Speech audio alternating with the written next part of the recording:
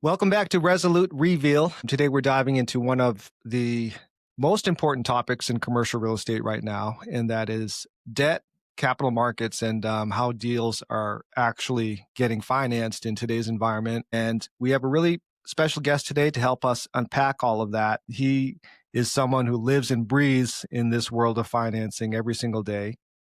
Kurt Dennis is joining us from the Marcus and Millichap Capital Corporation. He's a seasoned capital markets advisor who works in all asset classes, helping owners and investors sort the right debt, structure the deals, and navigate in an environment that's been anything but predictable in the past few years. So he's got a real front row seat to what is happening in the markets, seeing lender sentiment, interest rate shifts, et cetera. And so we're really excited to have the conversation today. So Kurt, welcome to the show. Welcome, Yeah. Kurt. Thanks for having me, guys. Appreciate it. Great. Well, a lot going on. Things have been changing over the past few years. So I think, sentiment has been changing since. But why don't we start with what you're seeing in the state of the capital markets today? Your activity and conversations with lenders, maybe the deals that you're seeing, anything that you want to talk about to help us out. Yeah, no, just give you a little bit of background on myself. I'm a managing director at Marcus Millichap Capital Corp. Been in commercial real estate for 25 years now. Done everything from lending to asset management, underwriting, acquisitions, dispositions. So I think wearing all those hats over the years gives me a unique perspective to be able to advise my clients, no matter what point in the cycle we're at. But what we're seeing, I guess in general, it seems that we've turned the corner a bit, and seeing lending activity has picked up this past year over the year prior. And, acquisitions activity is starting to pick up a little bit. And, refinancing is, very heavy, but, there's a lot of challenge deals out there. So it is making it more difficult to refinance a lot of these transactions. So we're having to get more creative there to get things done. Seeing plenty of debt capital out there from lenders. So plenty of lender appetite out there. When we talk about lenders, I think what might be helpful is if you'd be able to break down all the different capital sources that are out there. Because if you're just talking to your mom and pop investor, it's just for them, they go to their local bank. But there's a lot of different options out there, right? No doubt about it. Can you break that down for someone to really understand?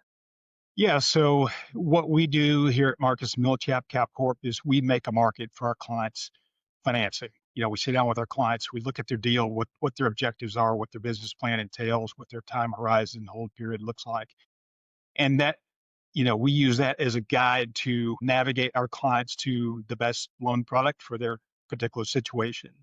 And so that could be a local or regional bank deal. It could be a credit union deal, federal credit union deal. It could be, if it's a multifamily deal, it could be Fannie Mae, Freddie Mac, which we provide Fannie, Freddie, and HUD loan products as an extension of our JV partner, which is M&T Realty Capital. So we offer all those products at no additional fee to our clients.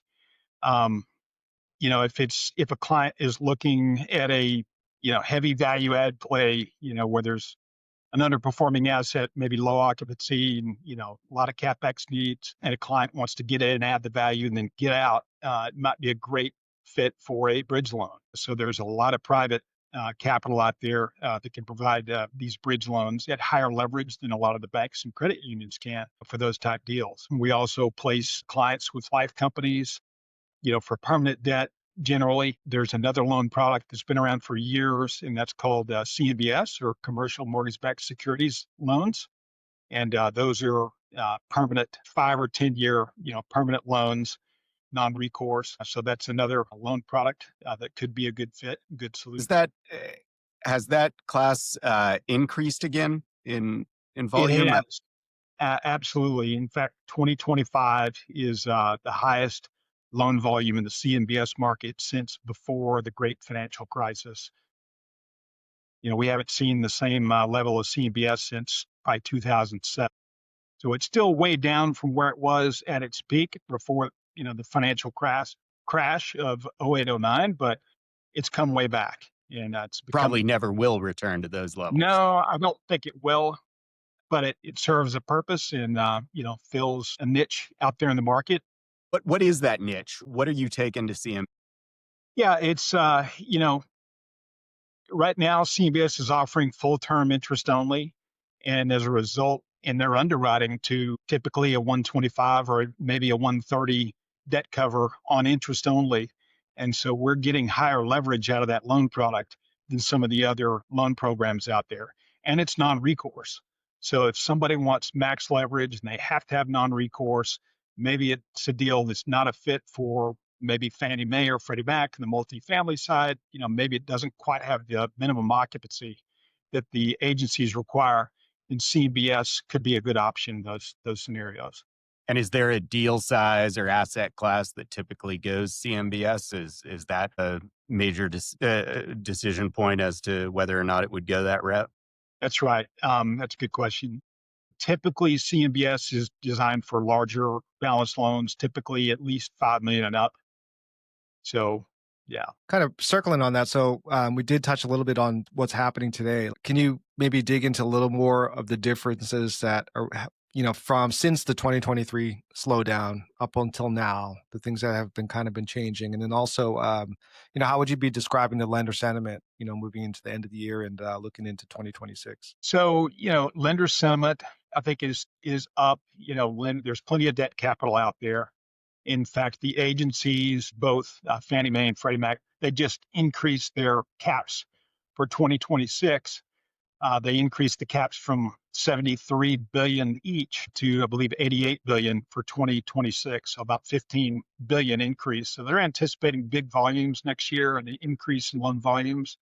And so they're looking forward to providing, plenty of liquidity in the market to finance multifamily. As we just talked, CMBS volumes are up, and don't see that slowing down next year. I see that increasing. So, I think lenders are generally bullish about placing more debt capital next year. And so I think we're going to continue to see an uptick. And, as far as changes since 2023, when the rates shot up and, the bubble burst a bit, I think we've seen lenders become more conservative and, a lot more scrutiny in their underwriting. Loan officers, credit committees, credit officers, we're getting a lot more questions on deals, a lot more questions of borrowers. They're digging deeper, into, borrowers' schedules of real estate, asking more questions there, and they want to see, they're really digging into any underperforming assets on borrowers' existing schedules of real estate. Maybe a borrower shows some properties that have low occupancy, maybe lower than 90%, or debt service coverage ratios below 125, which is typical lender minimum. And they're going to ask questions on it. They're going to dig in and want to understand what's the story there. They're being more cautious and making sure that they're not stepping into a situation where somebody's looking to get a loan to try to right size some problem assets elsewhere. Yeah. We are seeing some lenders pass on deals if that's the case. So somebody, maybe somebody has a KP or key principal on a deal that maybe has some issues in their balance sheet. Having some tough conversations with some clients saying, looks like you may need to find another partner for this deal because, maybe a KP has got some issues in their portfolio they were unaware of, and they may need a stronger partner to get a loan done. I anticipated more pain in the market than we've actually seen. I mean, I know it's been out there, but in terms of refinances, it seems like one way or another, people are making it work in this climate where interest rates have shot up. And I just expected that to be a bigger problem than it has been, which means there's a lot of creative ways that people are making it work in this climate. Can you speak to that at all? And or maybe I'm just wrong and there's a lot of pain that I'm not seeing, but you're on the front lines. Yeah, I think it depends on, the which sector you're talking about. There is a lot of pain in the office sector, and there's quite a lot of pain in multifamily as well, particularly We're primarily retail, so maybe that's part of the reason yeah, I'm I not think, seeing it. in the retail sector, that's been the hottest sector out there. It's been the steady performer. There was a time when retail was kind of lagging multifamily and industrial, and that shifted. Retail is now the best performing asset class out there. And it's, I liken it to, cap rates never compressed to super low levels Hmm. prior to interest rates shooting up. And so they've had more room to absorb the rise in rates the last few years. And so we're seeing retail deals continue to underwrite better and having much more viable financing and refinancing options than the other asset types. I guess the rising rents have also helped absorb the rising interest rates as well, and so it hasn't thrown things quite as out of whack as For you'd sure. expect. Yeah. No doubt about it. So how have you been making the deals work in the other sectors where the DSCR is out of whack? And I mean, are you making those deals work? We are seeing a lot of deals where there's loan modifications and extensions. So a lot of lenders kicking the can down the road, 6 months or a year at a time. So a lot of those deals that we thought would be foreclosed by now have not, has not come to fruition. So that's kind of, delayed some of the price resetting that, frankly, probably needs to continue to happen in the market to an extent. Hmm. But, asset prices are already down across the board in most sectors, retail probably being somewhat of an exception.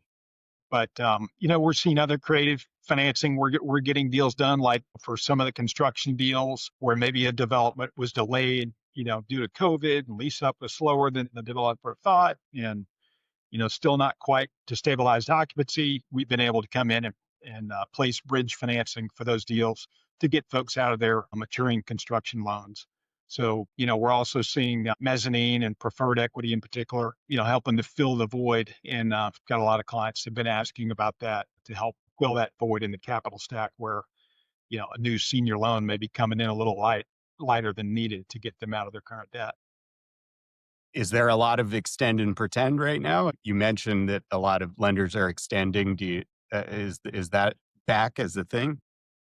It's, I would say a year or two ago, we were seeing a lot more of that and a lot more willingness on the part of lenders to continue to try to, extend and pretend. I would say the tide started to shift this year and seeing lenders be a little more rigid and, just kind of being, with deal fatigue, saying they need to be paid off or refinanced and much more rigid in their requirements. I think, now and I expect that in the next year as well. Let's talk about where interest rates are. We've had the Feds in the news. I mean, we've got another announcement next week. What is that meaning for deals, and what is the relation to commercial real estate lending? Yeah. So next week, the Fed's meeting again, and the market is anticipating a 25 basis point rate cut. So the Fed started cutting rates back in 2024, and they've lowered rates about 125 basis points so far. So everybody, borrowers, our clients, a lot of people think, hey, the Fed's about to cut rates, so mortgage rates are about to go down. It doesn't exactly work that way. So there's the short end of the yield curve, and then there's the long end. So when the Fed cuts their overnight rate, that does have a direct impact on construction loans and floating rate bridge debt. Those are tied to the overnight, closely tied to the overnight Fed funds rate. So that is pretty much a one-to-one impact on short-term floating rate debt. However, for permanent mortgage rates, 5 and 10-year money that most of our clients are looking for when they're buying a, existing asset, maybe, and looking for kind of mid to long-term debt on those deals. Those deals are tied to the treasury indices. So typically the 5 or the 10-year treasury index. Those indices move independent of whatever the Fed does. I mean, they're influenced to an extent, but it's not a direct one-to-one impact when the Fed lowers or raises rates. In fact, last 3 times the Fed has cut rates, the treasury markets have actually increased a little bit. So a lot of folks have been sitting on the sidelines saying, I'm going to wait about refinancing or I'm going to wait about buying until the Fed cuts rates. And they were wrong because rates actually went the other way slightly. Now, all in all, I would say longer term rates have settled in over the last year. So they are down overall from where they were about a year ago. So That was my question: is how much have they moved downward over that same period of time that the Fed has been cutting rates? So kind of looking back, I'm going to step all the way back to, before the great financial crisis in 08, 09. So if we go way back then, from the time period 2000 to 2008, in rates were in the 6% range. And when the financial crisis hit 08, 09, the Fed artificially dropped rates to nothing. And they left them there for well over a decade. So they really left them too low, too long, something artificially low. And so that's what everybody got used to. So 2010 to 2019, median rates for commercial mortgages were generally in the 4% range. And so that's where everybody got fat, dumb, and happy with those low rates. And then when COVID hit and inflation, all the government stimulus hit the system and the market was flush with cash and liquidity, inflation took off and the Fed jacked up rates to cool the economy. And so after they did that, rates shot up to the 6 to 8% range, generally, for most deals. And so now we're back into, generally the 5s to 6% for most, 5 and 10-year money. And so we're back down to about where rates were before the financial crisis started, back in the early 2000s. So this is a pretty normal interest rate environment we're in right now. These are pretty good rates. Nobody wants to hear that because everybody was used to the 3 and 4% money, that was available just a few years ago when, after COVID hit and the Fed did slash rates to nothing temporarily. But, that's generally what we're seeing out there is kind of 5s to 6s for most deals. And Kurt, where exactly are they going to be at this time next year? So right now, there's no data to point to longer term rates coming down any. If you look at the forward rate curve, it actually shows rates gradually rising from here. So, if somebody's, trying to make a decision, should they pull the trigger on a new deal right now or wait for rates to come down? It really depends on, are we talking about a floating rate deal, auction deal, bridge deal? Those rates, we do expect those to continue to come down a little bit more. So we think the Fed's going to cut rates, over an 80% probability they're going to lower the short-term rates next week, another 25 bips. After that, next year, there's less certainty. There is going to be a new Fed chair. I think he's going to start in May, I believe, May timeframe. And so there will be a lot of pressure from the president and the administration for that new Fed chair to, wield as much power as possible to reduce rates. But, it remains to be seen how much further short-term rates are going to come down. But if somebody is talking about a longer-term deal and they're looking for 5 or 10-year fixed rate money, there's no reason to believe those rates are going to come down any based on forward rate curves that are out there. My personal opinion is, if we see enough rate cuts by the Fed next year, I honestly think that could drag long-term rates down a little. But I don't think it's going to make much more than about a 25 basis point or so change to long-term rates. Because I think we're at a pretty healthy rate range now, longer term, but it remains to be seen what tools the Fed may use to reduce longer term rates. They could implement quantitative easing a little bit again, where they buy back Treasury bonds and artificially lower long term rates. That's a possibility. I see that as one of the only real options they have to reduce long term rates, and they really don't want to do that. As far as buying back bonds, they've been trying to get the bonds off their balance sheet that they bought, after the financial crisis. So let's step into, if we have a buyer today, and maybe we could focus this on, because, I know you cover a lot of asset classes, but since we're in retail, we have a buyer, say, hypothetically, wants to get into a shopping center that we're selling. Can you go through, what it actually takes for someone to get a loan approved today? What would they have to be concerned about? What are they looking at? What would they have to prepare, and expectations, if you could? So, and the first thing, I advise clients is, lenders are looking for, they want to see what's a borrower's net worth and liquidity in comparison to the loan we're talking about. So they generally want to qualify for financing with most lenders, they need to have a net worth at least 1 times the loan amount we're talking about. So if we're talking about $1 million loan, they need to have at least $1 million net worth. Okay. And post-closing liquidity is also key. So lenders want to make sure somebody's not putting all their life savings and everything they have into a deal and they have nothing left over in the tank. So they want to make sure that a borrower's got plenty of reserves left over in case things don't go as planned. And that typically is at least 10% of the loan amount post-closing for liquidity. And when I'm talking liquidity, that's cash and marketable securities outside of any retirement account, that somebody can tap into, on a rainy day if occupancy falls or rents fall, they lose a tenant or whatever. Another key thing for, qualifying for a deal is, lenders really want to see, does the borrower have any track record in a retail asset or whatever the asset type is? Is this their first rodeo or have they done this before? So that really helps. And if it's their first deal, we might see lenders get a little more conservative on terms. They may not offer max leverage for somebody doing it the first time. Yep.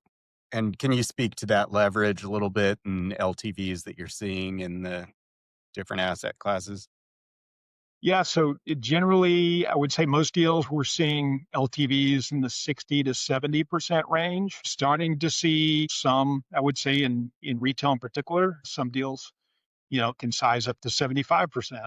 Just depends on what the cap rate is that a buyer is able to negotiate, and if there's enough positive leverage there, so that we have plenty of, you know, debt service cushion. Everything is, I mean, the reason the LTVs have been lower is because everything is debt service constrained, and lenders still need at least a 125 debt cover for some deals. Maybe as I mentioned, maybe if a borrower doesn't have much experience or maybe it's a smaller market, we're seeing some lenders that they may require a higher debt service coverage, maybe a 1.3, just to give them a little more cushion and comfort of safety as a lender. And so that's impacting, resulting in lower LTVs. Yeah. Got it.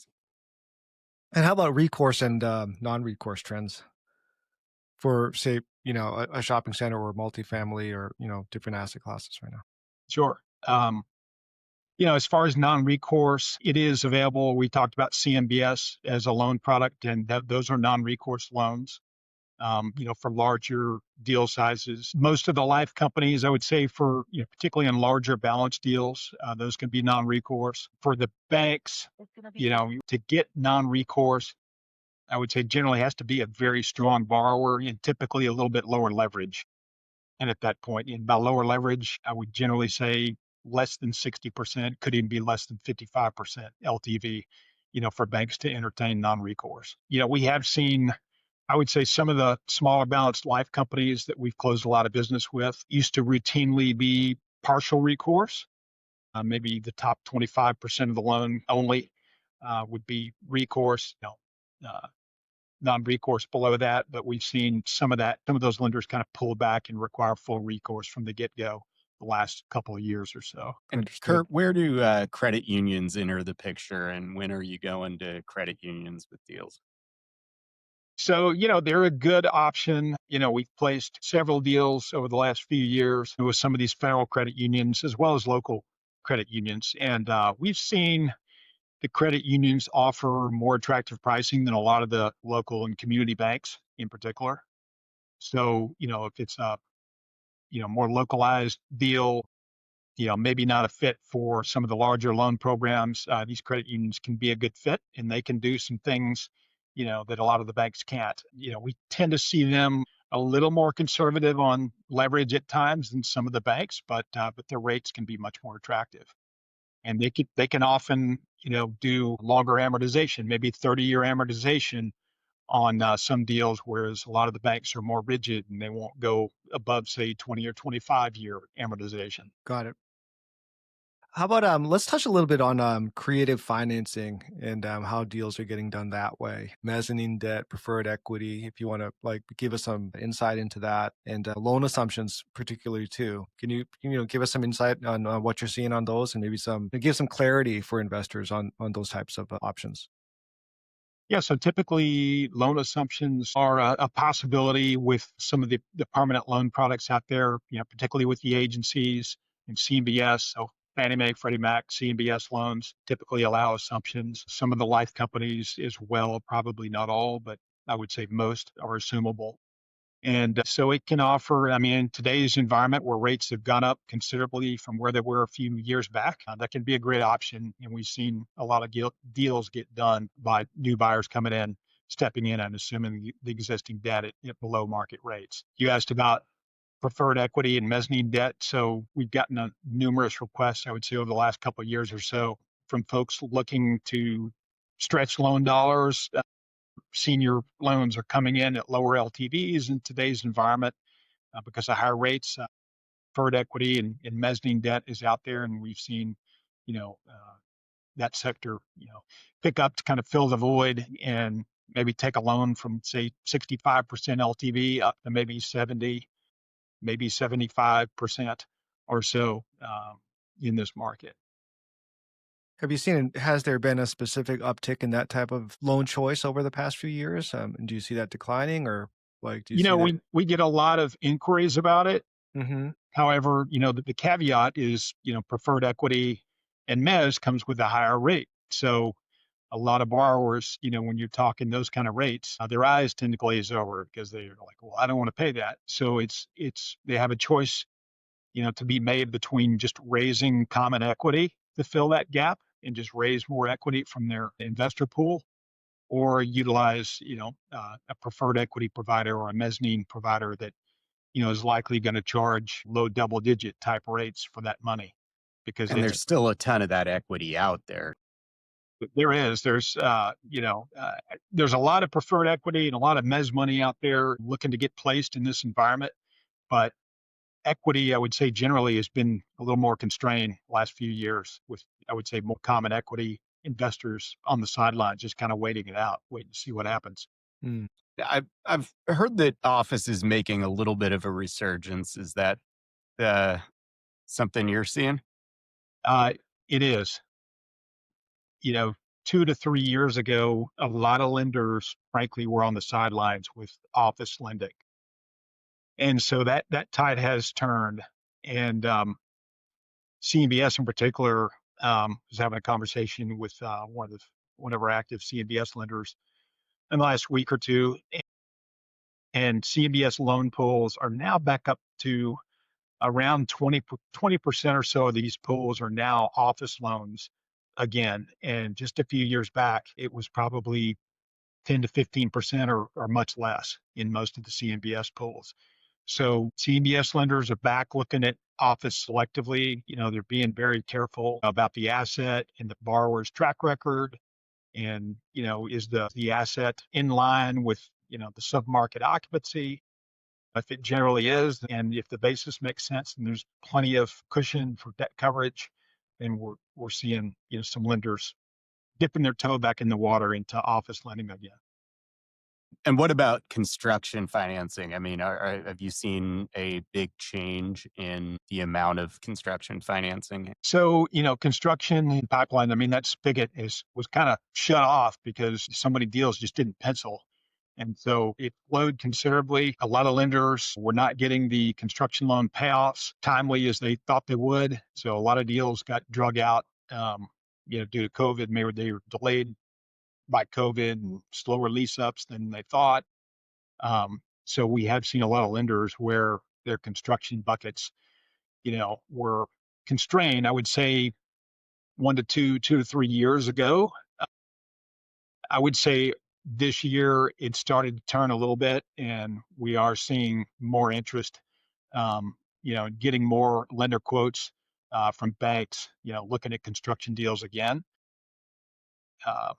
Yeah, that's based on, my direct experience placing some construction loans this year. Just I was pleased with the amount of response and the level of quotes that we got in the door for our clients. Because 2 years ago, it probably wouldn't have been the case. Which asset classes are those that you're seeing pick up? I would say multifamily, self-storage, retail, I mean, all the asset classes. I would say, office, no. I mean, hardly anybody's building new office right now, unless maybe it's a build to suit or something like that. Generally speaking, the other asset classes, industrial, particularly if there's pre-leasing, that's going to be key to get any commercial construction loan done is, the amount of pre-leasing that's been done by the borrower. Sure. What do you see for this next year for your pipeline? I mean, do you anticipate it being a bigger year than 2025?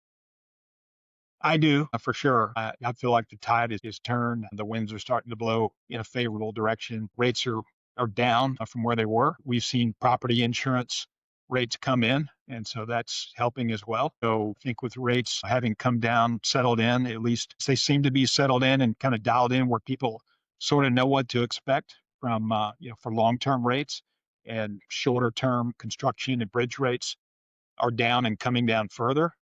So I think it's a good time. And I think, asset pricing, I think the bid-ask gap is come in some. And I think that's going to continue to come in a little bit more next year as people, are faced with loan maturities and they have to make a decision and are willing to go ahead and move on from some of these assets. Yeah. Touching on that, I mean, a lot of our clients have had that can kick down the road over the past, 24 months. Likely not going to be kicked any further. So any advice on some of these owners, looking at those maturities in the next 12 to 24 months? Yeah, I think a lot of lenders' patience is worn out or just about worn out. So, some folks that were counting on a lender working with them, that didn't end up being the case, didn't end up holding true. Hmm. So I would not count on that. So Yeah. I would look to, make a move, and, whether that's doing a cash in refinance on a deal or whether it's selling it and recouping as much, of your equity as you can and moving on to live another day and go redeploy that capital in today's, better priced environment. So, I guess, before we go, is there anything that brokers, other investors, and owners should keep in mind looking into 2026? Just did touch on maturities, but, for active investors out there, anything to keep in mind? I think, real estate, I mean, it's cyclical. I think we all know that. And, we've been in a downturn the last few years. And, we've turned the corner now. So I think next year and the year following, should be the start of another upcycle in commercial real estate for hopefully many more years to come. And, I think with a lot of the asset types out there with the construction pipeline, pretty much down to a trickle, not where it used to be. That should bode well for operations at properties. So that should bode well for occupancies and rent increases and enhancing value for commercial real estate assets. So, as we sit here today, I think things are looking up. So I think next year and the years coming ahead are going to be good. So, Kurt, for owners or brokers who want to reach out to you, can you provide your information and tell them how to reach you? Sure. I'm at the Marcus and Millichap office down in Houston, Texas. Phone number is 713-239-0509. Feel free to give me a shout anytime. Happy to take a look at a deal you're considering and give you our quick feedback on different financing options out there. Fantastic. Yeah. Well, Kurt, thank you so much for joining us today. It was really, really insightful. I appreciate you taking the time and making things a lot more clearer for many of us in particular. Again, we'll have Kurt's contact information in the description of the podcast. And he's a great guy to work with, super helpful. So brokers and investors out there, feel free to reach out to him. So Kurt, thanks again. Thanks for all the clarity. And we hope to have you again soon. You bet. Thanks, guys. Good to be with Okay. you. Thank you. Thank you, Kurt. Take care. See you.